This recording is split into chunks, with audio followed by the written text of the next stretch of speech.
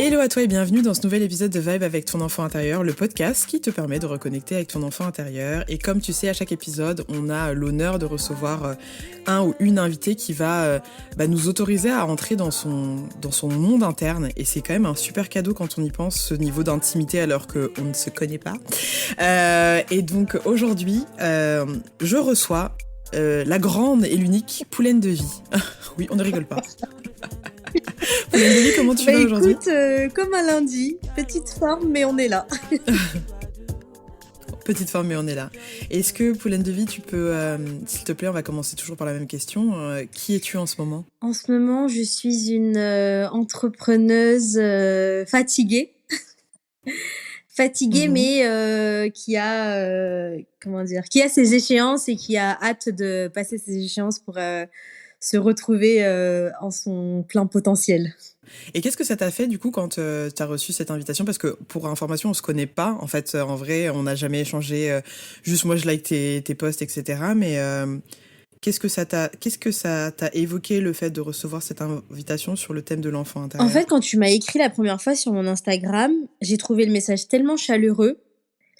Et on se connaissait pas, mais j'ai trop senti que ce soit de la sororité ou de la delphité, ou en tout cas quelque chose fort qui transcende donc ces messages alors qu'on se connaît pas du tout. Enfin, moi, je te découvrais, quoi.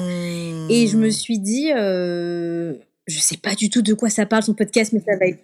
Mais il faut que je le fasse, en fait. C'est qui cette personne ? Tu vois ? Ah, Et après, cool. quand j'ai vu le sujet de l'enfant intérieur, je me suis dit, ouh, on en parle pas souvent de manière démocratique, on va dire. L'enfant intérieur, c'est souvent le sujet de conversation chez la psychologue ou le psychologue. Mais je trouve que ouais, c'est important de le célébrer, de le faire sortir, de l'écouter, etc., etc. Et je trouve que c'est du coup une initiative totalement bénéfique et qui met en plus à l'honneur cet enfant intérieur. Je trouve ça génial, en fait. Merci beaucoup en tout cas d'avoir accepté et d'avoir reçu ce message parce que c'est vraiment ça l'intention et vraiment c'est puissant. Mais bon, de toute façon on va aller dans ton histoire et on va l'explorer ensemble et j'espère que ça va résonner en fait avec des personnes parce que l'idée c'est que pareil comme on disait en off, parfois on est dans notre vie, on est dans notre univers et on oublie en fait et quand on est dans des douleurs ou dans des insécurités ou dans des questionnements, eh ben on a l'impression qu'on est seul au monde et en fait d'entendre les autres dire bah voilà, moi je le vis peut-être pas exactement de la même manière mais je le vis quand même, ça a hâté, ça dit ah ok d'accord, je suis pas tout seul, ok c'est bon, tu vois. Donc du coup, est-ce que tu peux nous parler un petit peu de ton enfant intérieur ? Comment elle... Alors, est-ce que déjà c'est une petite fille, c'est un petit garçon ? Comment... Ouais, c'est une petite fille au féminin. Elle. C'est une petite fille. Et comment est-ce qu'elle s'appelle ? Quel âge a-t-elle ? Qu'est-ce qu'elle aime faire ? C'est quoi sa vibe ? Eh ben, ma petite fille intérieure, déjà, elle s'appelle pas Poulaine Davy, parce que Poulaine Davy, c'est le pseudonyme que l'adulte a opté, mais que là, je veux bien dire, elle s'appelle Brigitte, à la base. Et moi, je la visualise entre 5 et 8 ans. Entre 5 et 8 ans, et en fait, c'est drôle parce que mes repères, là, quand je repense à mon enfant intérieur, c'est souvent les photos qu'on retrouve dans l'album. Souvent, ces périodes-là, elles sont bien alimentées par nos parents. Donc, et puis après, ça s'arrête. Mais voilà, là, j'imagine cette petite fille. Souvent, je la vois dans des salles de classe de la maternelle, de son école maternelle. En jogging, avec des joggings, ça me fait rire, mais avec des joggings délavés que ma mère nous mettait. Ok. Délavé parce que c'était la mode, l'intention, ou c'était délavé parce qu'à un moment donné c'était délavé ? Je sais pas trop. En fait, c'était beaucoup de... Alors, on avait des joggings de couleur pop, tu sais, des années 90, quoi. Parce que je suis née en 90. Et après, je sais pas, ça devenait des joggings délavés. Alors, d'accord, ok. whatever, je sais pas trop. Mais voilà, dans des couleurs en tout cas, soit pop, soit un peu délavées. Et je sais pas, elle fait du sport. Je la vois dans ouais, dans ce petit gymnase où on faisait des petites activités sportives pour enfants. Tu sais, c'est trop mignon en fait les petites installations sportives pour les enfants. C'est tout petit, c'est des Ouais. échelles. Et je me souviens qu'il y a certaines photos où enfin, je suis hyper souriante. Je kiffe ma vie, on dirait, sur ces photos. Donc, je pense à ces moments-là, ouais. Donc ça, c'est plutôt grande section maternelle, je dirais. Et après, c'est CP, CE1, donc très studieuse, avec son livre dans la main, toujours en train de lire et toujours en train de, de s'informer dès son petit âge. Waouh. Et donc, du coup, tu nous as dit que son prénom s'appelle Brigitte, et donc c'est toi qui t'es rebaptisée. Je sais pas, rebaptisée, c'est pas le bon terme, parce que baptême, mais tu t'es renommée, tu t'es... Oui, je me suis renommée, mais pour des questions comment dire, de confidentialité, on va Hmm. dire, sur les réseaux sociaux. D'accord. Il y a quelques années, quand je suis arrivée sur les réseaux sociaux, comme j'étais encore en poste salarié, je voulais pas donner mon vrai prénom. Mais là, ça fait quelque temps que j'aimerais bien changer de pseudonyme, parce que ce pseudonyme, c'est une vraie personne qui a existé en Inde et elle a toute une histoire. Aujourd'hui, j'aimerais bien adopter un autre nom qui me parle plus et que je trouverais peut-être par moi-même. C'est encore en cours de réflexion, Hmm. ouais. Est-ce que Mmh. tu peux nous parler rapidement de Poulen Devi? Du coup, c'est qui Ouais, cette personne? carrément. Carrément, Poulan Devi, en fait, c'était une femme qui a subi d'atroces violences dans sa vie, violences sexuelles et sexistes. Elle a été mariée super tôt. Elle était encore enfant, elle a été mariée à un adulte, donc elle vient du nord de l'Inde. Et en fait, au gré de toutes ces discriminations et de ces violences qu'elle a subies, elle est devenue la reine de la mafia dans un Ok, I like groupe de that. bandits. Dans un groupe de bandits, elle s'est retrouvée être la tête du groupe. Donc, quand elle est devenue adulte et forte, en fait, physiquement forte, elle est repartie dans son village où justement son village l'avait maltraitée et en fait, elle a tué des gens. Elle a essayé de. C'est comme Robin des Bois version Hmm. femme et version beaucoup plus puissante que ça. Hmm. Et moi, j'ai trouvé beaucoup de réconfort en elle quand j'ai découvert son histoire, ses combats, etc. Elle est arrivée à un moment de ma vie où j'étais très low point, et elle m'a beaucoup motivée en fait. Et je me suis dit, allez, je vais prendre son pseudonyme pour entrer dans le monde des réseaux sociaux pour dénoncer des choses, parler de Ouais. etc., etc., etc. Donc c'était ouais, c'était comme un bouclier magique en fait de l'avoir en mon prénom. Mm. J'adore, j'adore. Et donc, du coup, pour aller un petit peu plus loin, tu peux nous parler de ce que tu fais, du coup, sur les réseaux sociaux pour que les gens qui ne te connaissent pas et qui te découvrent sachent? Oui. Donc moi, je suis consultante en diversité et inclusion. Et ça fait 2 ans maintenant que je suis créatrice de contenu sur les réseaux sociaux autour de thématiques qui sont de près ou de loin proches de la communauté sud-asiatique en France. Donc c'est important pour moi de parler des sujets que la diaspora sud-asiatique peut vivre en France, tout en, euh, tout en parlant aussi des sujets, c'est-à-dire qu'on va vivre de manière externe. Donc quand je dis externe, ça va être les différentes formes de racisme, etc., etc. Et en les superposant à ce qui se passe en interne. Les discriminations patriarcales, mais liées à la culture, par exemple. J'essaye en fait de faire une double vitrine pour essayer de créer, de montrer en fait cette intersection que l'on peut vivre. Et j'essaye vraiment d'alimenter cette discussion, justement, de pas rester seulement dans la communauté sud-asiatique, mais aussi d'entendre, en tout cas de s'ouvrir aux autres communautés pour faire union, en fait. Ouais, c'est un travail de ouf. Franchement, c'est un travail de fou et non, non, c'est un travail de fou et tu sais, je suis toujours en mode parce que moi, pour être totalement honnête, tout ça, ça me fait peur. Pas tant les sujets, mais le fait d'en parler sur les réseaux sociaux. Genre ça, mais genre tu sais, c'est genre peut-être les restes des witch hunts, tu vois. Genre ça m'effraie. Je me dis ouais, on va se taper des trolls, les gens ils vont commencer à t'envoyer des lettres et tout machin. Enfin, je sais pas comment toi tu fais. Comment est-ce que tu tu me fais des grands oui. Genre comment est-ce que tu vis ça toi? Est-ce que du coup Pauline Davy, elle t'a aidé à surmonter ça, à protéger la petite Franchement, Brigitte?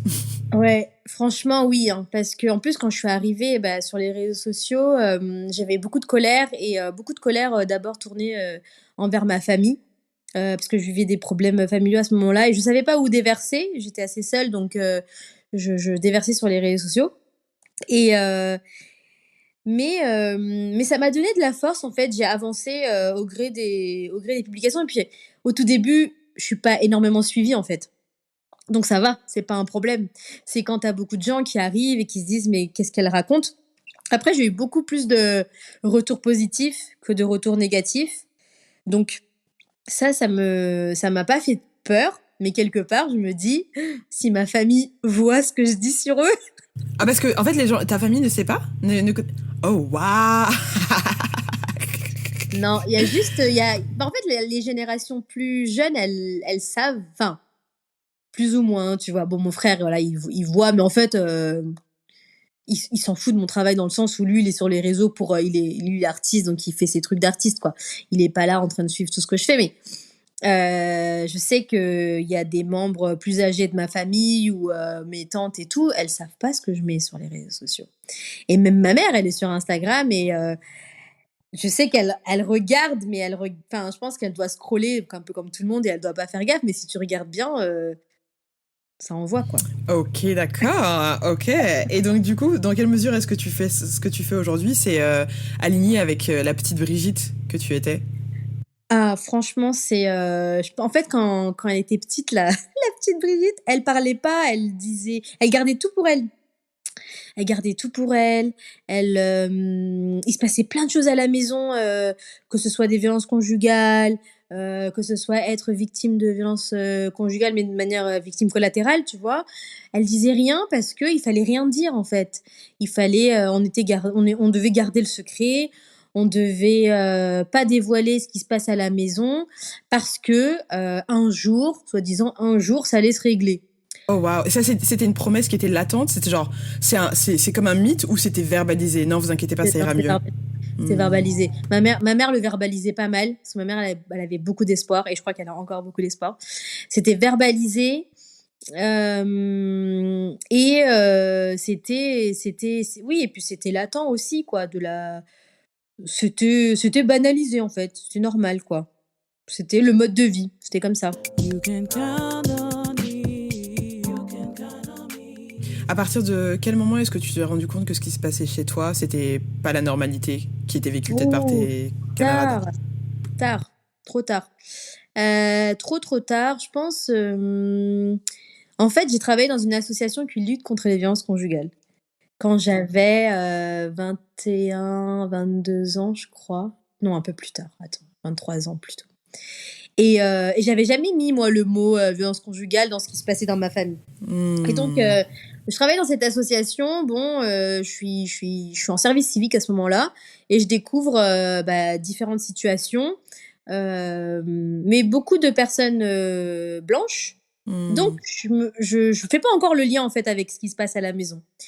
Mais quand plus j'avance dans mon expérience professionnelle et je me rends compte qu'il y a beaucoup de mécanismes qui reviennent. Notamment dans le cycle de la violence, il y a la lune de miel, les promesses, et puis après il y a un premier pic et un deuxième pic, et après ça pète, et puis à nouveau le mari va s'excuser et va dire non mais ça va aller, il promet, etc.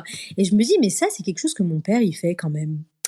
Et en fait, au gré Waouh. des conversations avec les femmes qu'on accompagne, je me dis mais ma maman, elle est dedans aussi, en fait. Et Ouais. c'est à ce moment-là, en fait, que je fais le lien. Et puis en discutant aussi avec mes collègues qui étaient donc soit éducatrices, soit assistantes sociales, et on en parle. Et en fait, je me rends compte que oui, tu viens d'un foyer où il y a des violences conjugales. Et là, Waouh. Ouais, c'est une grande surprise, là, à ce ouais, moment-là. la grosse claque. Mm. Est-ce que ça a remis en perspective du coup ton enfance et la manière, l'histoire que tu te racontais par rapport à ton enfance? Parce que en fait, les souvenirs, tu sais, souvent quand, du coup, moi, j'accompagne mes clients individuels et bientôt aussi professionnels, donc les entreprises à reconnecter avec leurs enfants intérieurs et leurs enfants intérieurs pour pouvoir être plus dans la créativité, l'innovation, etc. Et souvent, quand on me dit ouais, mais en fait, moi j'ai une enfance heureuse. Bon, gros disclaimer, people, mais je continuerai à vous le dire. Une enfance heureuse, ça veut rien dire. Ça veut pas dire que ça n'existe pas, ça veut pas dire que vous avez pas eu des super moments, c'est juste que souvent c'est un pare-feu pour éviter de regarder vraiment comment on a vécu les choses et ce qui a pu nous peiner, nous attrister. En fait, c'est ça, c'est l'idée, c'est d'aller nettoyer ça pour pouvoir ensuite se sentir plus légère. Et donc, du coup, finalement, on se raconte tous des histoires. Parce que les gens disent, oui, mais voilà, j'ai pas de souvenirs aussi de mon enfance, souvent. J'ai pas de souvenirs. Mm. Mm. Et l'idée, c'est pas tant les souvenirs que tu as, mais c'est surtout les histoires que tu te racontes depuis ces événements-là, en fait. Et donc, ma question pour toi, c'est, à partir du moment où tu as réalisé, finalement, que tu as mis des mots très clairs et très puissants, une réalité sur ce qui s'était passé dans ton enfance, dans quelle mesure est-ce que ça a changé l'histoire que tu te racontais depuis longtemps sur ta vie? Ouais. Bah, je suis d'accord avec le fait que les souvenirs, c'est vrai que moi aussi j'ai l'impression de pas en avoir ou en tout cas d'en avoir peu.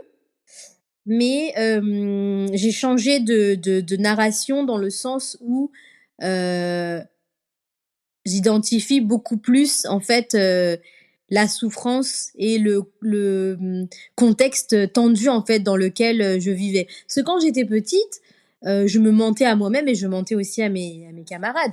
J'allais dire que, bah, non, moi on m'a jamais frappée alors que c'était pas vrai. Je pouvais dire que mes parents, ça se passe bien entre eux, tu vois? Toute cette idylle, en fait, je le créais et je le créais pour mon entourage. Alors que, au moment où je me suis rendu compte que c'était pas ça et que c'était loin d'être un foyer heureux, là, je me suis rendu compte: «OK, en fait, on a tous potentiellement des problématiques dans cette maison». Hem et là où j'ai commencé à être beaucoup plus attentive aux comportements que chacun pouvait avoir, que ce soit que ce soit par exemple mon frère qui est ultra réservé et timide, on va dire, que ce soit moi qui est très colérique et qui apprend à gérer et en ce moment, c'est surtout ma maman que j'analyse parce que, elle a aussi énormément de problématiques parce que c'était la victime principale de ce pas que, mais c'était la victime principale de son couple en tout cas. Ça me permet en fait de prendre du recul et de me dire, ok, on est tous et toutes dans cette famille des êtres, comment dire, euh, blessés. Mhm. Et on porte chacun une histoire au Ouais, gré des années, tu vois. ouais, carrément. Est-ce que du coup tu connais toi l'histoire de tes parents? Parce que tu arrives tu vois, à faire les liens, en fait, voilà, ça veut pas dire que c'est normal ce qui se passe, c'est juste que c'est plutôt logique. Ah oui, A plus B plus truc, s'il y a pas d'intervention, oui, ça a du sens. Oui, oui. Alors oui, mes parents viennent d'un contexte familial où tous les 2 vivaient des violences physiques Hmm, ou psychologiques. Et chacun de sous différentes formes, différentes, intensités. Et c'est entre guillemets «drôle» parce qu'aujourd'hui ma mère va te dire: «Oui, bah, mon frère il me tapait et c'était» enfin en gros c'était bénéfique parce qu'aujourd'hui je suis dans un droit chemin ouais, et moi je le vois pas du tout comme bien ça, tu vois? sûr. Là je me dis: «En fait non, t'es fucked up parce que tu Hmm, vivais des violences et tu retransmets ça en plus». hmm, Il y a ça, après il y a aussi le fait que si c'était pas un couple heureux, c'est parce qu'ils se sont pas choisis. hmm. Parce qu'ils se sont pas choisis, moi je ne suis pas contre les mariages arrangés, je pense que chacun devrait faire, comme il veut.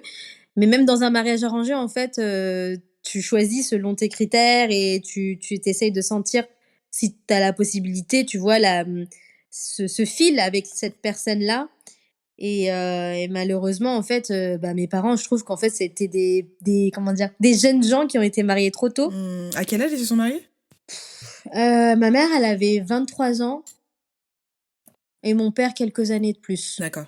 Mais je trouve ça tôt, en fait, compte tenu de leur vie, dans le sens où ma mère, elle avait, en gros, elle a pas vu l'extérieur. Elle était dans sa famille, elle a été Mmh. couvée dans sa famille, et à un moment donné, il fallait partir. Ouais, Donc je trouve d'accord. qu'il manque de l'expérience, C'est clair, bien sûr. tu vois. Et du coup, bah, d'un jour à l'autre, elle a été propulsée dans une autre famille où, en fait, bah, c'est sûr que ça allait pas être compatible, parce que c'est des points de vue différents, des manières de faire différents, même si c'est culturellement hyper proche, parce qu'ils Mmh. viennent du même contexte, etc., des classes sociales assez similaires. Mais je trouve qu'au niveau caractère, ça va pas du tout. Et pour moi, je dis souvent, mais en fait, c'était deux enfants qui se sont mariés, et ils se connaissent pas eux-mêmes. Et à deux, bah, je sais pas, après, voilà, ils bricolent quelque chose, et leur mode de transmission, ça va être notamment, enfin, pour le point négatif, ça va être la violence, tu vois. Ouais. Donc, oui, pour moi, tout est logique dans ce sens-là. Mmh. Ouais. Waouh, Mm. c'est ouf, c'est ouf. Du coup, qu'est-ce qui t'a amené à faire ce que tu fais aujourd'hui en tant que petite fille? Parce que t'as quand même réussi à transmuter ta colère d'une certaine manière, même si elle est toujours présente, mais c'est pas... En fait, c'est arrivé... C'est pas tant la colère qui est problématique, parce que la colère, c'est une émotion qui a droit d'exister, mais la force, c'est d'arriver à la transmuter pour qu'elle soit saine, finalement. Oui, au début, c'était dur, mais à la fois, ça me faisait du bien juste tu sais, d'écrire ce qui me venait par la tête. C'était peut-être deux, trois lignes, et je publiais, et ça me faisait un bien de jeter ça dans Internet. Et Hmm. puis, tu vois, ça arriverait aux oreilles des gens, ou aux yeux des gens qui verraient, quoi. Déjà, faire ça, déposer ça de manière publique, ça m'a fait du bien, Hmm. sans forcément attendre de retour. J'attendais pas de retour, en fait. C'est Ouais. surtout ça. Comme j'avais pas de communauté, et que j'étais vraiment une personne de manière, enfin, j'étais un compte lambda, quoi. Pour moi, j'attendais pas de retour. Il y avait pas trop d'ambition sur ce compte. Et cette colère, elle s'est elle s'est confrontée à d'autres colères. Enfin, du coup, j'ai découvert les récits d'autres personnes, Hmm. où j'ai découvert d'autres combats. Et en fait, mettre en perspective ma colère et celle des autres, ça m'a permis de prendre du recul, et de me dire que tu peux continuer à t'exprimer sur ta colère, mais que ça puisse servir aussi Hmm. à d'autres personnes, en fait. Ouais, bien sûr. Et en découvrant justement d'autres profils ou d'autres personnes, pas forcément de ma communauté, hein. Hmm. Moi, je traite souvent des relations parentales avec ma communauté, et enfin, dans les personnes qui me suivent sur Instagram. Et il y a tout, comment tu dis, contexte ethnique, et des fois, il y a beaucoup de choses qui sont similaires, en C'est fait. un truc de fou, en fait. Ça, c'est vraiment... tu sais, moi, ça m'a fait ça récemment.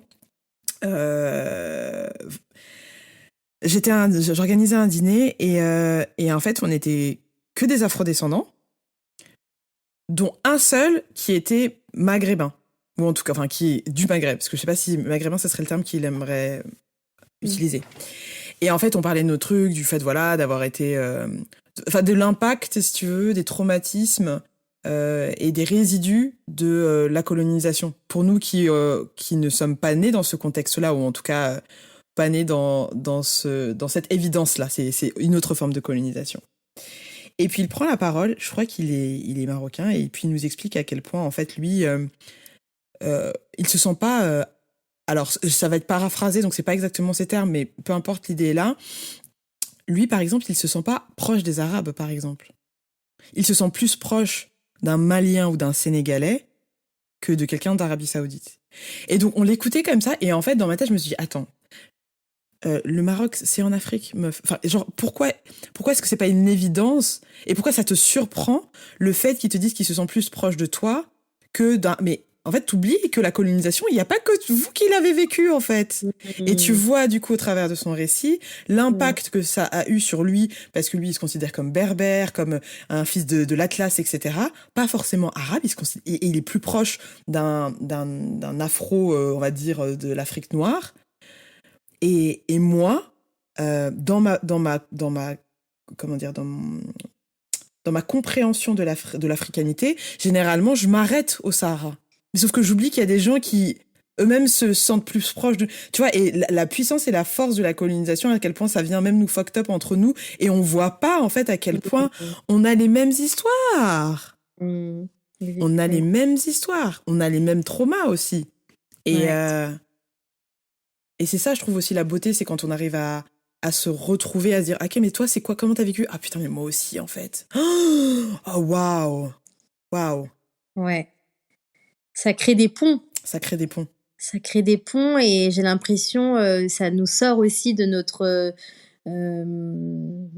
solitude Hmm, par rapport à ce sujet et on se dit ok on n'est pas seul euh, et qu'on a bien plus de points communs que ce que l'on croit. c'est clair. Je me permets encore une fois d'interrompre ce podcast pour te parler d'un prochain événement que j'organise en collaboration avec votre K Maison K, qui est un des sponsors que tu as déjà entendu dans le podcast. Tu te rappelles, le Maison K, c'est le Smaïtawi, le yoga égyptien, qui est une pratique ancestrale qui allie le corps et l'esprit. Eh bien, on organise la 3e édition de Fusion, qui est un événement alliant justement le corps et l'esprit pour reconnecter d'une part avec ta divinité, avec la pratique du Smaïtawi, et ton enfant intérieur avec un cercle de libération de la parole. C'est un événement qui aura lieu le 11 février prochain de 15h à 19h et qui se déroulera au studio G-Base à Gennevilliers, donc ligne 13 Gabriel Péry. Alors cet événement, il me tient particulièrement à cœur et je sais qu'il tient également très à cœur à K parce que c'est vraiment un moment magique de communion et de fusion. C'est finalement se rappeler de nos pratiques ancestrales, à savoir se connecter et se guérir avec la parole en racontant nos propres histoires. C'est nous donner la possibilité à travers une pratique douce et spirituelle de reconnecter avec notre corps, avec notre respiration, avec l'instant présent, avec le souffle de vie. Bref, franchement cet événement c'est de la bombe. Toutes les personnes qui ont participé ont kiffé et là on s'est dit qu'on allait le faire de manière un petit peu plus grande avec plus de personnes et on t'invite donc le 11 février de 15h à 19h pour vivre ce moment assez incroyable. Toutes les informations de toute façon vont se trouver dans la bio de ce podcast. Tu peux également suivre le compte Vibe avec ton enfant intérieur et le compte Votre Cas pour trouver le lien de réservation dans nos bios respectives. On compte sur toi. Si jamais tu n'es pas disponible, n'hésite pas à partager parce que c'est important. Le partage, c'est la vie. Et on se dit à très vite. Je te laisse écouter la suite du podcast. À très vite. Bye.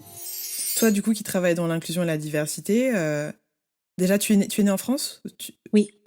Comment est-ce que tu as vécu enfant ta différence, ou en tout cas est-ce que c'était une question, est-ce que tu savais qu'il y avait une différence et comment tu l'as vécu? Moi je suis née, j'ai grandi en banlieue parisienne et j'ai mis un peu de temps à comprendre que j'étais différente. Parce qu'il y avait en fait enfin les enfants sont ça va être cruel hein Mmh. entre eux et entre nous enfin et ce qui revenait souvent en termes de différenciation c'était ça allait être ça allait déjà être des propos racistes quoi. Mmh. Oui, les Indiens, alors c'était les Indiens sentent le curry. Mmh. C'est oui, pourquoi vous portez le point rouge sur le front? En soi, cette question, elle est pas raciste, mais derrière le ton et l'attitude qui vient accompagner la question, voilà, ça rend le moment désagréable. Ou alors sur la couleur de la peau, sur la teinte de la peau. Et Mmh. pourtant, je te dis, je viens de banlieue et je viens d'un milieu très mixte. Ouais, Mais il y avait pas beaucoup de personnes sud-asiatiques. c'est On ça en était fait. 2 familles à ce moment-là. Mmh. On était 2 familles à ce moment-là et d'ailleurs, c'est une très bonne copine à moi avec qui j'ai grandi mais on était 2 personnes issues de la communauté sud-asiatique dans ma ville dans les années 90. Et donc, tous les enfants d'autres communautés, eux, avaient les biais et stéréotypes que leurs parents transmettaient. Bien sûr. Notamment en Afrique de l'Ouest et bah, l'Afrique du Nord, il y a beaucoup de comment dire, la retransmission des films Bollywood, donc en hindi, est très présente. Est très présente. Sauf que dans les films hindi et même dans les films du Sud, etc., dans les films indiens de manière générale, on va donner beaucoup de place pour les acteurs et actrices qui ont la peau très très blanche. Le colorisme all over again. Et moi, comme tu peux le voir, Ouais. je sais pas du tout, je me rapproche en rien de la couleur blanche. En Et vrai, bah, on a quasiment la même teinte, toi et moi. Hein. ouais. C'est un truc de ouf, hein. J'adore. Encore une similarité, t'as vu? C'est fou, hein. Ouais. Et oui, tu vois, alors on pouvait me dire, oui, mais toi, t'es pas comme les filles dans les films. Oui, non, I was like, yeah, non. Non. Et sinon, il me disait, ah, mais toi, ça se voit, tu viens du Sud parce que t'es foncé de peau. Et j'étais là, non, mais, enfin, oui, on vient du Sud, effectivement, on vient du Sud, mais ça veut pas dire que dans le Sud, il y a que des personnes foncées de peau. D'ailleurs, pour te dire que dans ma famille, c'est moi la plus foncée dans ma famille, tu vois. D'accord. Et mes parents et mon frère, par exemple, sont beaucoup plus clairs. Bref. Et en fait, c'est comme ça que j'ai senti la différence et le mépris pour ma culture. D'ailleurs, pareil, tu sens le curry. Enfin, déjà, bon, le curry, en soi, c'est pas une épice. Comment, quand t'es enfant, tu sais ce que c'est le curry? Mais parce que tu cuisines, genre ouais, non, c'est clair, bien sûr. Donc voilà, j'ai vu à ce moment-là, mais il y a aussi le fait que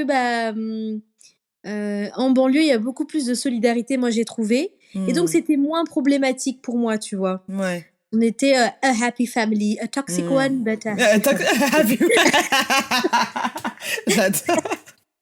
tu vois, il y avait pas en tout cas toutes les discriminations de classe, par exemple. Il y avait pas ça pour moi à ce moment-là.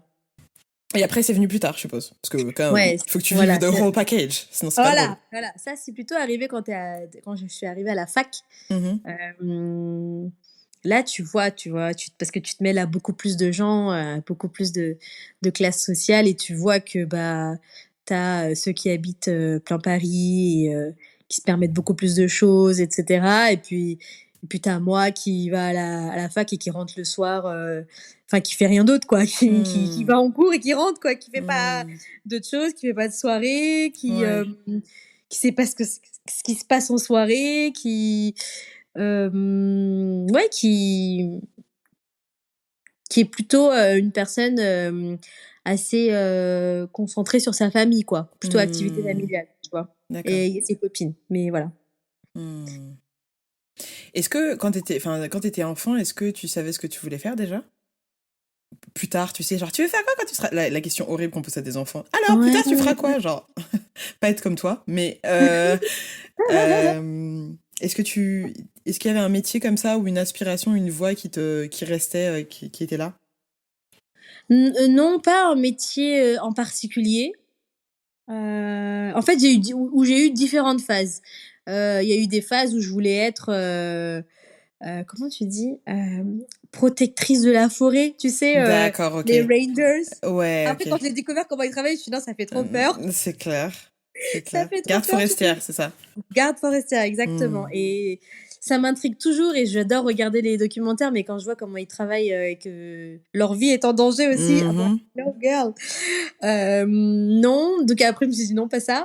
Mais en vrai, j'ai jamais, comment tu dis, fantasmé sur un métier, parce que j'ai un rapport au travail qui est complètement négatif, dans le sens où je dis souvent, j'aime pas travailler, en fait. Tu vois, j'aime pas cette notion d'être enfermée dans un métier, et c'est pour ça qu'aussi j'ai eu plusieurs phases, dans le sens où il fallait que ce soit issu de la création. et que ce soit artistique. Mais ça veut pas forcément dire que j'allais peindre toute la journée. Mais voilà, il fallait que l'expression et la créativité soient là. Mmh. Et après, ça pouvait prendre n'importe quelle forme. Et Et finalement, c'est c'est ce ce que que tu je fais, fais. Ouais, voilà, et c'est ce que je fais, et c'est ce que je clairement. fais maintenant, notamment dans le choix des thématiques Ouais. que je veux traiter. Je En ce moment, je parle du yoga, mais Oui, peut-être que dans 2 mois, ça sera autre chose. bien Enfin, sûr. vraiment, tant qu'il y a, la créativité, mais aussi, les sujets qui me portent à cœur, c'est, heu, l'antiracisme, le féminisme, la diversité et inclusion. Tant que c'est dans des sujets, tu vois, qui traitent, de ça, moi, ça me va. Mmh. Ouais. Sur le yoga, ouais, c'est hyper intéressant parce que moi, pareil, je suis en train de déconstruire totalement, tu sais, c'est vraiment l'idée de la pilule rouge et de la pilule bleue, quoi. Quand tu Mmh. la prends, la pilule, tu peux plus ne plus voir. Et donc, j'ai fait du yoga pendant longtemps, où c'était un yoga qui était très blanc, très américain en plus, parce que moi, je suis vachement biaisée, enfin, américaine, très vidée de l'essence spirituelle dont tu parles. Et à partir du moment où j'ai commencé, du coup, à suivre ton compte, j'étais en mode... Il y avait une voix qui me disait, tu sais que là, bientôt, tu vas devoir arrêter cette subscription. Non, non, non, je veux pas. Mais Valérie, il y a pas un noir, pas une meuf grosse, pas un... Il y a rien... Enfin, Valérie... Pourquoi? Et donc, du Ouais. coup, au fur et à mesure d'aller rechercher finalement une pratique peut-être plus authentique, et donc je suis tombée, enfin, l'univers m'a amené, le Smite-Aoi. Je sais pas si tu es familière avec cette pratique. Non, mais je t'ai entendu en parler. Ouais. Enfin, tu racontais dans un de tes Ben, je pense que ça t'intéresserait parce que pour le coup, même si c'est pas du yoga égyptien, mais c'est la meilleure manière de d'exprimer ce que c'est. mmh, Tu mmh, vois, une mmh, des formes les plus ancestrales, donc je trouve ça hyper intéressant finalement de te rendre compte que oui, la substance spirituelle qui est censée te permettre une pratique encore plus puissante, eh ben elle est mise de côté pour pas, parce que sinon c'est pas trop c'est pas suffisamment commercial, quoi, ou ça gêne. Bah si ça gêne, tu pratiques pas. oui, c'est ça. Tu vois? Tu sais, c'est comme si Oui. tu disais, ouais, moi je veux bien aller à la mosquée, mais tout leur bail d'Allah, tout ça, ah, ça me gêne un peu, on peut pas juste faire des prosternations. Bah en fait, va pas à la mosquée, mec. Tu vois? C'est ça, hein, c'est ça, hein. C'est comme le yoga fitness, yoga qui fait transpirer, mais dans ce cas-là, fais du pilates, Ouais, je sais pas, fais du crossfit. ouais. C'est difficile, hein, parce qu'en fait, c'est aussi des pratiques, pour le coup, moi, pour avoir pratiqué le yoga Bikram pendant longtemps, c'est des pratiques, enfin, tu vois, je me dis, ah, c'est trop bien, stylé, expérience yoga, machin truc. Mais en fait, et en fait, c'est aussi genre, tu pourrais dire, ouais, mais c'est pas grave. Et en même temps, quand t'essayes, et je parle que pour moi, et c'est pas un jugement de valeur pour les gens qui pratiquent ça, parce que ça fait du bien, enfin, voilà. Quand tu t'essayes de vivre un peu plus en conscience, genre, il y a des trucs que tu peux plus trop faire, quoi. C'est ça qui est drôle. C'est pour ça que tu dis, pourquoi j'ai pris la pilule? Mais c'est ça. C'est pour ça que c'est dur, en fait, Ouais, mais pour tout, de ouais, changer de prisme. Parce qu'à ouais. partir d'un moment, tu vas plus pouvoir faire certaines choses. C'est comme quand tu ouvres les yeux sur l'appropriation culturelle et que t'es pas Mmh. une personne et que t'es pas une personne noire, on va dire, et que t'adorais te faire des braids. Enfin, Mmh. certaines tresses, je sais pas, les cornrows par exemple. Bah, quand tu vois la réalité, bah t'arrêtes. Putain, mais Mais c'est dur pour toi, je suppose, hein, parce que ouais. je sais pas, j'ai pas fait de cornrows, tu vois, Ouais. c'est bizarre. Mais je suppose que tu un peu dégoûté. Tu te dis: «Mais j'adore cette coupe», Mmh. et cetera. Mais derrière, ça creuse encore plus les inégalités entre moi et mes pères noirs, tu vois? Donc Mmh. mais est-ce que c'est un effort que tu peux faire? Mmh. Oui. Qu'est-ce que ça te coûte, toi, dans ta Ouais. vie, Ouais. personnellement, de changer de coiffure? Putain, c'est un vrai sujet, l'appropriation culturelle. C'est un vrai, vrai Oui. sujet. Parce que tu sais, tu peux aussi te dire, pour continuer la parenthèse, mais du coup, en fait, ok, là, on est sur un plan d'humain où on se dit, ok, il y a telle culture, etc. Mais il y a d'autres plans, tu vois, sur un plan énergétique où tout ça, ça n'existe pas en réalité. Tu vois? Où en fait, ce qui est là-bas est à moi et ce qui est ici est à l'autre. Tu vois ce que je veux dire? Et donc, du coup, euh, c'est comme l'œuf et la poule. C'est qui a inventé le premier? Genre, Mmh. c'est ok, du coup, est-ce que je peux me faire des nattes collées ou est-ce que je peux me mettre, tu sais, le petit bindi Mhm, ici ou mhm. mais du coup, est-ce que j'arrête de porter des smokings parce qu'en vrai, c'est pas français, c'est pas, tu vois. Et genre, je trouve que c'est un sujet qui demande beaucoup de nuances en fait, et en même Mhm. temps des actions parce que c'est pas tant ça la problématique, c'est juste qu'il y a des. S'il y avait pas de discrimination derrière, on se dirait, bah, on s'en fout, portez ce que vous Mais voulez. voilà, C'est le mais carnaval. voilà. Enfin, c'est pas le carnaval, Mais mais.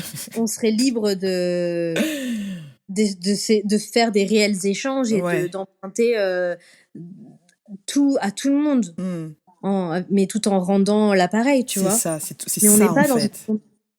On n'est pas dans ce monde. Hmm. On n'est pas dans ce monde d'égalité, d'équité, de respect, de paix. On n'est pas dans ce monde. Mais ça veut dire quoi du coup? Ça veut dire si quelqu'un dit ok ben moi en fait je suis prête à poser des actions, donc par exemple je suis une personne caucasienne et je suis prête à vivre ma pratique du yoga ou du Muay Thai ou je sais pas de manière plus consciente. Est-ce que ça veut dire que c'est pas possible pour cette personne-là d'embrasser certains aspects en rendant, tu vois, en give back? Comment on fait? Comment tu give back, en fait? Je sais pas. Je te pose la C'est ça la question. question. Ouais. C'est comment la personne, elle va rendre. Mm. Est-ce qu'elle va rendre... En fait, le problème aujourd'hui, c'est que personne rend. Mm. Enfin, les gens croient rendre, mais ils rendent pas, en fait. Mm. C'est encore plus un étalage de soi. C'est Mm. encore plus un étalage narcissique de soi. C'est pas parce que tu changes ton prénom et que tu adoptes un nom en sanskrit que c'est un potentiel cadeau en retour. Non. Mm. C'est pas parce que tu fais du yoga que toi, tu donnes quoi en retour? Hmm. C'est-à-dire du même poids de ce Ouais. que tu empruntes, qu'est-ce que tu rends en retour? Après, ça peut être une pratique très privée et du coup très personnelle, mais dans ce cas-là, tu ne l'exposes pas. Et Hmm. aujourd'hui, le problème, c'est que tout le monde expose, mais ils rendent rien. C'est pas parce Hmm. que tu postes une photo de toi en train de faire un asana, une posture de Hmm. yoga, que tu rends quoi en fait? Hmm. Damn, that's Tu rends rien tough. derrière. Hmm. Mais c'est ça aussi, je pense qu'il y a une notion de... En fait, les gens, comment dire?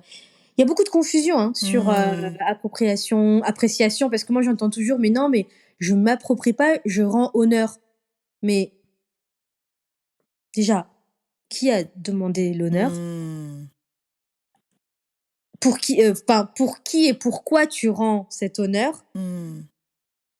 En fait, les gens se disent: «Ouais, on va rendre honneur», mais ils savent même pas enfin, je trouve qu'il y a, Ça manque tu penses que c'est pas assez profond en termes non, c'est de. pas profond. Ouais.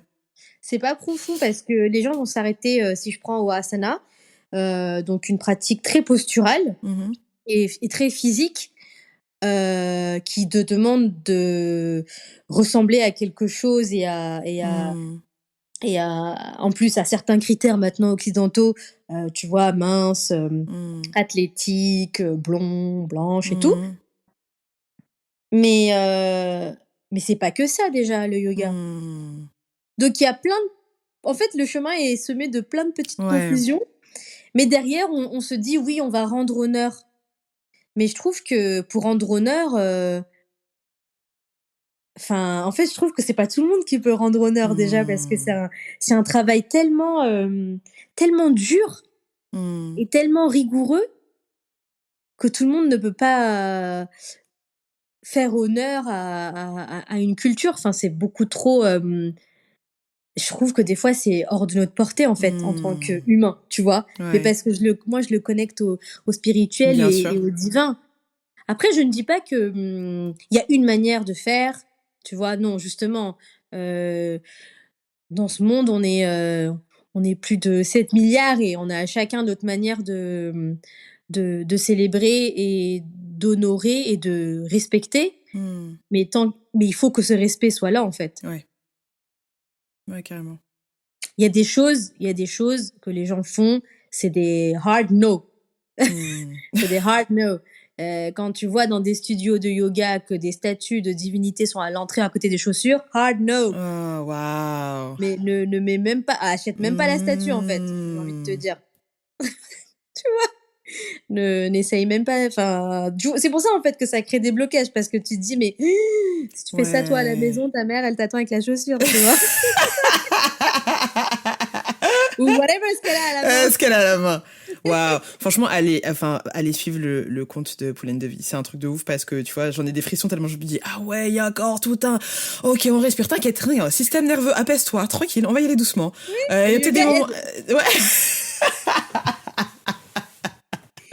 Oui.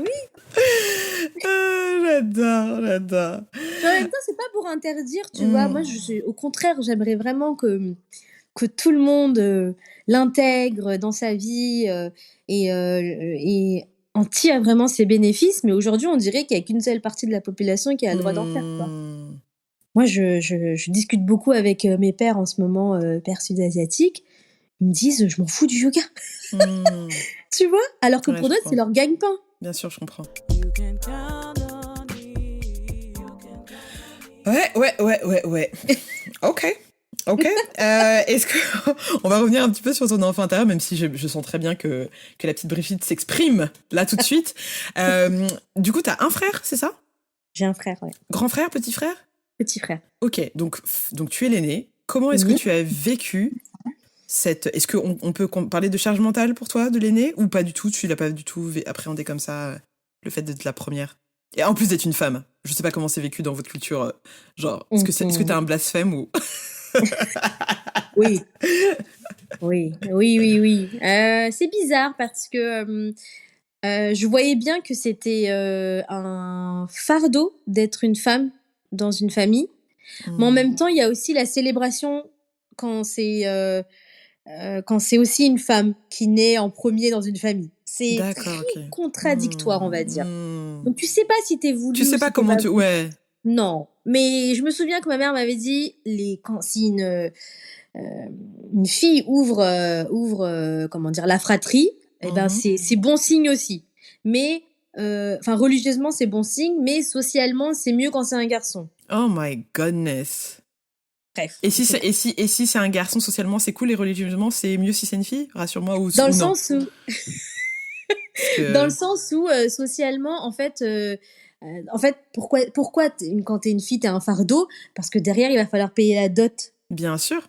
Pour le mariage, tu vois. Et puis Alors tu vas que partir. quand c'est un garçon, voilà, tu vas partir. Alors que quand c'est le garçon, bah c'est ta future belle famille qui va payer la dot. Donc c'est pour ça que je te dis c'est socio-économique aussi bien sûr.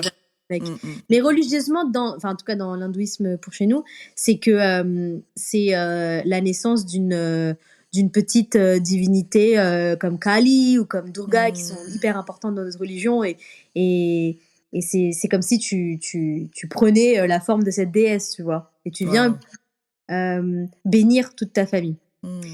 Mais après, bon, bah voilà, socialement, tu retrouves vite les carcans de disparité de genre. Hein, donc, j'ai bien vu la différence de traitement que moi j'avais versus mon frère. Où c'est drôle parce que lui, il voulait jamais sortir et on le forçait à sortir. Et moi, je voulais toujours sortir et on m'interdisait. Waouh. Mais c'était genre... on te disait, non, t'es une fille, tu peux pas sortir? Ou c'était juste, non, si tu sors pas, t'as des trucs à faire? Ou c'est pas bien de sortir? C'était quoi? On a une expression, c'est arrêter d'errer comme un âne. Oh, waouh. Arrêter d'errer comme un âne qui a été libéré. On m'appelait souvent comme ça, l'âne qui erre, tu vois.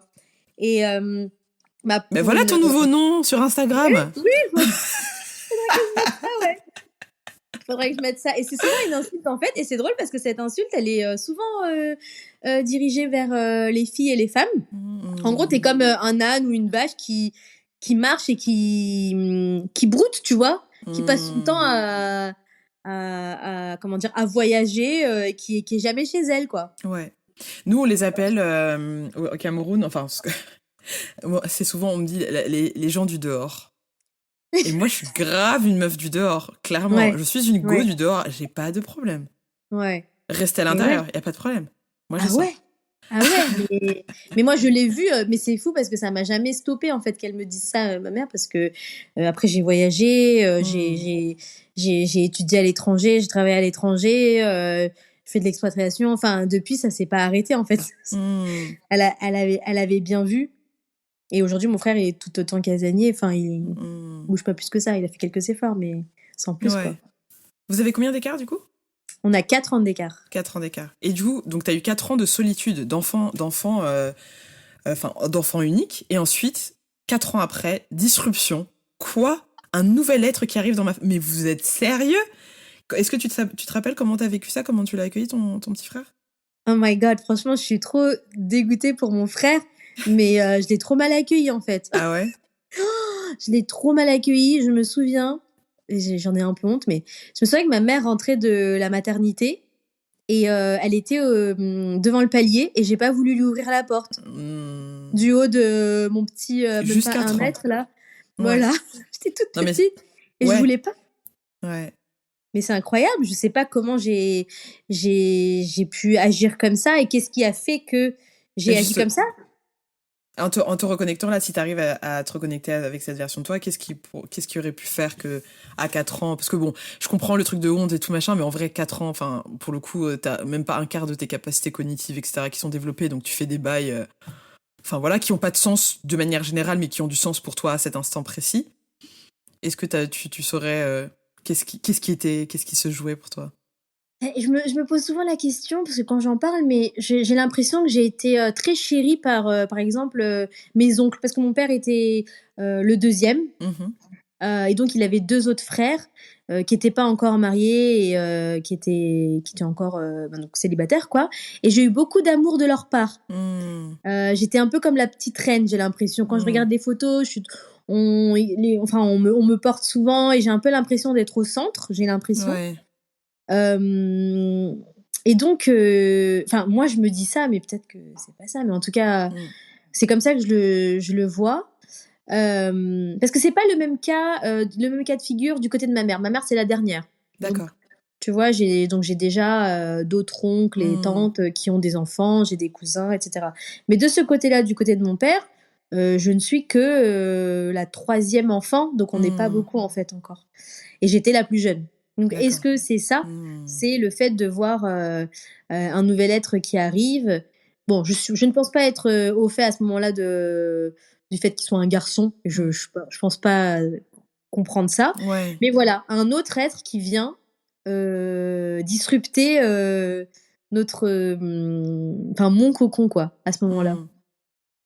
Ouais. Et Mm. après, comment est-ce que tu as évolué avec lui, avec ton frère, cette relation, après le Et ben en choc? fait, bah, je pense que ça a été compliqué pendant un moment, parce que ma mère me raconte des fois que je jetais, des jouets, sur lui, mais en fait, ça touchait ma mère.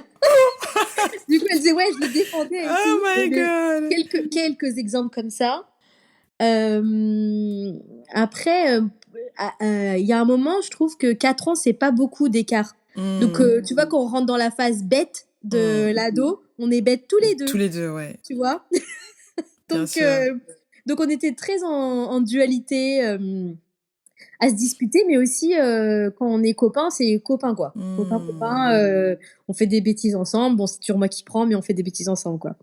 Et par contre, quand je suis arrivée, moi, dans ma phase adulte, bah, du coup, on avait ces 4 ans d'écart et Ouais. moi, je le voyais, tu vois?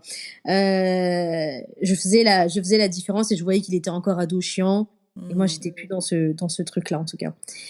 Donc pendant un moment, c'était très, je dirais pas conflictuel, mais je pense que c'était 2 copains qui arrêtent pas de s'en mettre plein la gueule, quoi. Et par contre, passer un cap, moi, ça a été le grand amour, quoi. «Ah, mon frère, mon Hmm. frère, mon frère!» Hmm. C'était mon bébé, alors Hmm. qu'il était super grand, tu vois? Mais et depuis, c'est vraiment une relation, d'amitié, mais profonde, quoi. Parce que Ouais. moi, j'ai pris du recul. Après, comme avec le temps, j'ai voyagé. Et du coup, il y avait des moments où j'étais plus avec lui, en fait. Hmm. Et je pense que j'ai aussi un peu plus de compassion parce que quelque part, lui, il habite encore chez ma mère. Hmm. Moi, je n'habite plus dans mon foyer familial. Et des fois, j'ai l'impression de le voir, tu sais, en mode Help! Send help! send help, mais je sais qu'il va jamais partir et Ouais. que c'est le mode de vie qu'il a choisi et je le respecte. Hmm. Mais tu vois, quand je le vois, je veux vraiment qu'il passe un super moment, même s'il m'en parle pas, mais voilà, je veux qu'il passe un moment où il peut oublier, en tout cas, genre s'il y a des trucs, s'il a des pressions, s'il a de la charge mentale, etc. Voilà, c'est un petit peu comme ça que je lui rends Mmh. le fait que quelque part, lui, il soit resté et que moi, je sois partie, en fait. Eh ben dis donc, ok, c'est une belle évolution en tout cas, c'est cool de pouvoir enfin, tu vois, tu passes de quelqu'un qui ne veut pas ouvrir la porte à son frère à genre, ok, on est ensemble. Ouais, maintenant, je lui dis, tu viens quand tu veux, c'est lui Ouais, qui la veut pas porte est venir. grande ouverte. Ouais, Hmm, c'est ça, en fait. Mm. super. Est-ce que tu peux nous parler d'un souvenir d'enfance qui te met particulièrement en joie? Un souvenir, alors attends. Oh, c'est un peu dur là de me rappeler de quelque chose en particulier. Il y en a peut-être plein que j'oublie. Euh, Ça peut Ah, être... Vas-y, vas-y. c'est quand, en fait, chaque été, on partait en Inde. Des fois, c'était trop long, en fait. 2 mois. En fait, on faisait pas grand-chose en tant qu'enfant. Hmm, Mais pour moi, à chaque fois que je mettais enfin, que je sortais le pied de l'avion et que je me retrouvais dans cette chaleur insupportable, mais j'adorais en fait parce que je me disais, ah, je suis dans un environnement qui me ressemble. hmm. Et j'aimais trop en fait, j'aimais trop. Et même maintenant, tu vois, je me souviens de cette odeur humide de Hmm, l'aéroport avec je la vois moquette et tout. totalement Mais l'odeur. j'aime trop, et j'aime trop. Hmm, Là, je planifie mon voyage là pour l'Inde et j'arrête pas de penser à cette odeur en fait. trop bien. Tu pars quand? Fin décembre. Super, super. Ouais, ouais. C'est la même odeur, enfin, je sais pas si c'est la même odeur, mais en tout cas, quand t'arrives au Cameroun et que tu sors de l'avion et que tu dis, et t'as cette espèce de chaleur dont tu parles là Ouais, qui te. Et une odeur bien particulière, en effet, tu dis, ok, je suis arrivé. I'm home. ouais, ouais.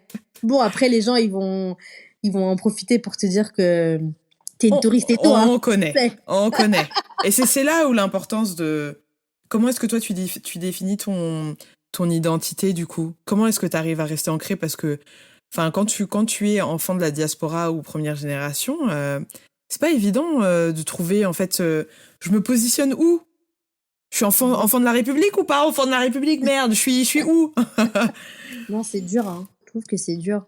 Je trouve que c'est un travail à la fois à faire sur toi-même, Hmm, mais aussi t'entourer de la communauté, mais en tout cas de bonnes personnes de la communauté, hmm, parce que tu as des personnes qui peuvent vite te faire comprendre que t'as pas ta place en fait. bien sûr. Et quand je dis des personnes de la communauté, ça peut très bien être des membres de ta famille qui te disent ah mais tu parles pas bien telle langue, Hmm, ou tu la parles avec un accent, ou mais de toute façon qu'est-ce que tu as à dire sur ce pays vu que toi tu es d'un autre pays. hmm, Non, moi je pense que ça peut. En fait, tu mets du temps à bâtir ton identité et je pense qu'elle est facilement ébranlable. ouais. Parce qu'il suffit que tu entendes, je sais pas, quelqu'un que tu conçois comme un représentant ou une représentante de la culture et qui te dit non, tu ne fais pas partie de la nôtre. Je trouve que ça peut Ouais. vite être bah, sensible pour toi et ça peut vite te crusher en fait C'est clair. dans tes espoirs. C'est pour ça que euh, moi, je me dis dans tous les cas que tu peux pas plaire à tout le monde Hmm, et que ton identité, tu te la crées aussi avec ce que tu connais et avec ce que tu as vu en fait hmm, depuis que t'es petit et que forcément, il y aura des gens qui vont te faire comprendre que t'es pas des leurs, tu vois. hmm, Enfin, c'est moi, clair. ma mère, elle m'a déjà dit des trucs, ma mère. Elle m'a Hmm. déjà dit des trucs de toute façon. Euh, vous, c'est tout de suite, c'est le vous. Uh-huh. C'est vous. Elle me met dans le même sac que les blancs, tu vas dire vous les Français, vous faites ça comme Waouh. ça, ou de toute façon t'es né ici, mais comme si j'avais choisi de C'est naître ou clair. de naître là. C'est clair. Voilà, et ouais, ça va être aussi facile. Mais c'est là où je me suis dit en fait, enfin pour ce cas-là, tu peux surtout compter que sur toi-même en fait. Hmm, Et après, la communauté vient et les personnes que tu as choisies. ouais. Mais ouais, c'est. Comment tu dis? C'est un travail en pleine construction, quoi. C'est ça. Et en pleine conscience. Ouais. Mm. Mm. On va finir ce podcast, Pauline de Vie, et j'aimerais que tu nous parles d'une musique qui te fait penser à ton enfant intérieur. Ce serait quoi? Oh là là, moi j'ai grandi avec le cinéma indien. Hmm. On est fan, inconditionnel, même si c'est des films nuls. Bon, maintenant je fais la différence. Je me dis, ok, vous regardez tout, mais moi je regarde pas tout. Hein. Moi je veux voir des Hmm. films avec des beaux messages et tout. Je veux pas voir des trucs où il y a que du harcèlement, par exemple, des choses comme ça. Ouais, Tu vois? ouais, carrément. Et mais dedans, mais du coup dans les films indiens, il y a certains films que j'ai particulièrement chéri parce qu'il y avait des personnes qui me ressemblaient, qui pouvaient être un peu Hmm. grosses et qui avaient cette joie de vivre, etc. Et et il y a un film en particulier qui s'appelle Kushi Ok, et il ça y s'écrit a comment? Kushi, c'est un Ok. film tamoul. Et il y a une chanson en particulier dedans où l'héroïne danse sous la pluie et dans des cascades. Et j'adore parce que j'ai vraiment l'impression que c'est la chanson de mon enfance pendant un petit moment parce qu'elle est très pep, très dynamique. Je pourrais t'envoyer la chanson si tu veux. Ouais, grave. Bah, je suis en train déjà de noter le film. Ok, super. Parfait. Avec Karina Kapoor, c'est ça? Tu sais pas. Non, K-H... c'est avec K... K-H-H-U-S-H-I? non, je crois que c'est Kushi Ok, et c'est avec Jyotika. ok. Jyotika. Tu m'enverras. Tu m'enverras, je veux Ouais, bien, ouais, je suis ok. preneuse. Ouais, Ok. ça c'est le nom du film d'ailleurs. C'est Ouais. le nom du film. Ok, donc ça c'est le film. Enfin, la musique, pardon. Un plat, un repas qui te fait penser à ton enfance. Oh là là, c'est une sauce au crabe que ma grand-mère fait. Mm. Yum. Yum, yum, Trop yum. bonne. Que maintenant, Mm. enfin, je mange plus de crabe, Mm. mais si elle en refait, je veux bien Bah oui. faire l'exception et Ouais. manger. Pauline Davy, de quoi est-ce que ton enfant intérieur a besoin que tu ne lui donnes pas suffisamment en ce moment? De l'attention. Hmm, ok. De l'attention. Euh, des fois, il veut parler, enfin, elle veut parler et je suis un peu dans mon mood d'adulte. Hmm, Tu sais, je la dismiss. Non, non, j'ai ouais, du travail là. ouais, ouais. Mais je sens qu'elle pousse et que bientôt va falloir qu'on se parle. C'est clair, c'est clair. Et enfin, est-ce que ton enfant intérieur a un message pour toi ou pour d'autres personnes là à partager? Euh, Ouais, elle a un message à la fois pour moi, mais aussi pour les autres. Ce serait de suivre son instinct. Et moi, si je fais le parallèle avec moi, c'est-à-dire que quand j'étais petite, je voulais dénoncer ce qui se passait à la maison, mais je l'ai jamais fait. Hmm, Et peut-être que si je devais refaire, cette fois-ci, je le dirais, tu vois. hmm, Et que sûrement que la vie prendra d'autres formes et que sûrement on sera peut-être des enfants placés, mais il ouais, faut le faire en fait. Enfin, ouais. faut vraiment suivre cet instinct parce que il y a vraiment cette sensation à laquelle maintenant je fais beaucoup attention. C'est au niveau du ventre. Moi, c'est au niveau du Hmm, ventre que mon instinct me parle. ouais, Et maintenant, j'écoute de plus en plus et très souvent, ce sont des bonnes décisions pour moi. ouais, c'est clair. Donc vraiment suivre cet instinct et ce gut feeling, tu sais, vraiment quand il y a quelque chose que tu sens pas mais que tu pousses, non non, écoute bien il Ouais. a envie de te dire ce, cet instinct en fait. Ça Hmm. peut te sauver. Yes.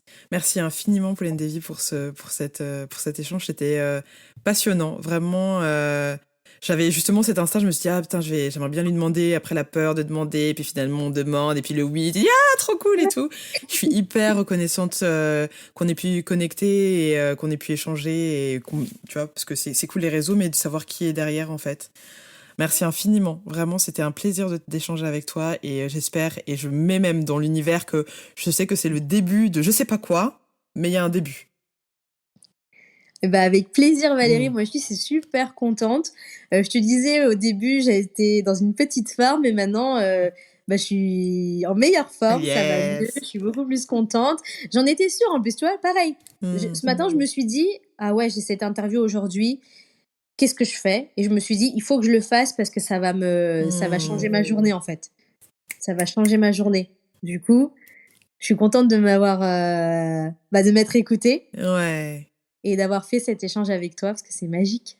Ouais, c'est clair, c'est magique. Et bien évidemment, si vous voulez suivre toute la magie de Poulaine Davy, je mettrai toutes les informations dans la barre d'infos.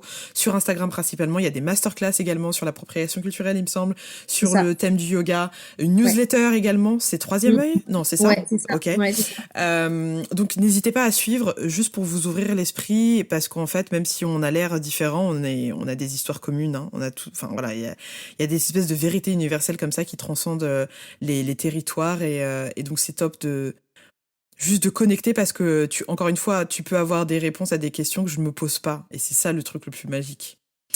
Donc, on se retrouve, je sais pas quand, dans 2 semaines, dans une semaine, pour le prochain épisode de Vibe avec ton enfant intérieur. Tu connais le site internet, l'Instagram, tout ça, tout ça. Et en attendant, prends soin de toi et de ton enfant intérieur. À très vite. Merci d'avoir écouté le podcast Vibe avec ton enfant intérieur. N'hésite pas à commenter, liker et noter. Et bien évidemment, si tu penses que ce podcast peut être utile à quelqu'un que tu connais et qui t'est proche, n'hésite pas à le partager avec lui ou avec elle. La musique a été créée par ma sœur DJ sound designer Clémy. Le podcast est produit par mes soins, Valérie Djoumessi, et par mon entreprise Vibe